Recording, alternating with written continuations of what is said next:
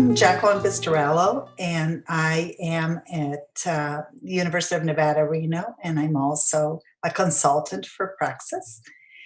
And Robyn Walser and I, whom I will be interviewing shortly, have been organizing the first ever ACT Bootcamp for Women. It'll be in San Diego, August 16th through the 19th, and we are so excited about it. And I said, can I interview you, Robyn? I've known Robyn for 27 years, a long time. And so I feel like I can ask pretty tough questions. So I will be starting out by talking to Robyn. I have a few questions written down, so I may look down a couple times. But we'll see where this goes. You know, we may end up talking about other things. This is kind of a topic of great interest to both of us. So, Robyn, I would like to start with something a little bit more personal. Is that okay with you? Absolutely. Yeah? Okay.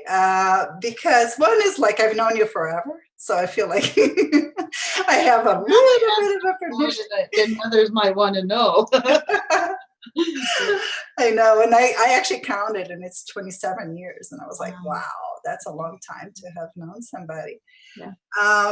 And also because I want to ask you something personal, because I also feel like you're always presenting, and you're this wonderful, ACT trainer, and we know a lot about you in that way. But I also would like to understand how you have experienced women's issues as a lived experience too, not just intellectually or as a trainer. So I was wondering, this is my first question, is like, how do you think that being a woman has affected your professional development and your trajectory, both within and outside of ACBS?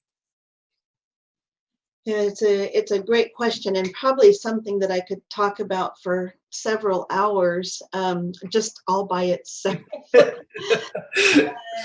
There's been many wonderful things about being a female and being in this profession, and some of it has to do with, and I'm going to talk a little bit about my mom, but some of it has to do with I feel honored to be a female in a way, and then there's something about that for me that I'm proud of and feels special for me. But there's other ways in which there's a true challenge where I feel quite often left behind in some way. It's not a deliberate thing. It's not something that I think people are setting out to do, or men specifically are setting out to do. But it feels like I have to work harder. I have to say more. I have to take more risks. I have to try to figure out what voice to use that can be heard. There's many times when I just simply feel left out, like there's no way to sort of be a part of something. And I feel fortunate. I'm quite blessed with where I feel like I am in the ACT community and in the profession as a woman. Like there's a lot of really wonderful things that have come my way. And sometimes I wonder, though, what it would be like if I weren't in this position of less power and having to work and fight so hard to get a little bit to get less than what the men get. You see what I'm saying? Mm-hmm. Mm-hmm. And I worry about saying these things out loud because I wonder how men will receive this, and I wonder how other women will receive it. Because other women might look at me and say, "Oh, you've done really great, and what do you have to complain about?" Yeah. But as I think about that, I think that's actually part of the problem. And men might say those kinds of things too, and have it be part of the problem as well. And so there's lots of conflict and angst. There's fear. I'm afraid. As soon as I start saying these things, I might be ostracized in some way. Mm-hmm. And I don't know if men experience those same things. Maybe these are some of the conversations that we need to have. I've clearly, and we can talk more about this if you like, I've clearly been at the wrong end of male power, so to speak. I've struggled in multiple ways with harassment and being called to answer, being shut out in clever ways where people are working behind the scenes. And sometimes I think it's fascinating that people don't know that you can find out about how this happens in other ways, right? But, and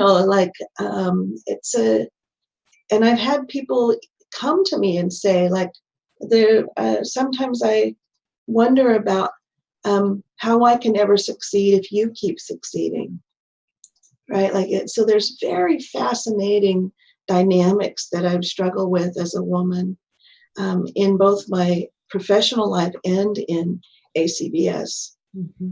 And I'll just say one more thing, and then Jackie, feel free to ask more questions about it. But it is specific to ACBS. If anybody knows the history, I mean, there's a lot of male power in ACBS as well.